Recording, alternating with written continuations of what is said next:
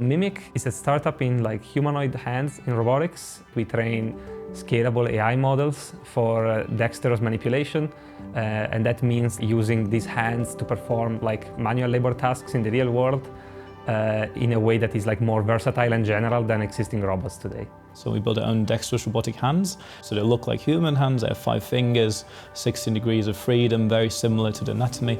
And they allow us to sort of bridge the gap in between the data from the humans and the robot embodiment itself.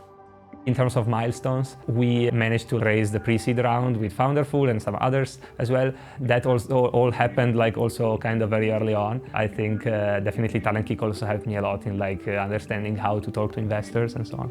It was sort of in the final negotiations of the first paid pilot projects to bring it directly to the customer. And then we have already sold a few robotic hands to researchers, right, as a research-friendly hardware product with a software API that is very easy to use for people to develop their own AI solutions and sensor technology and whatnot.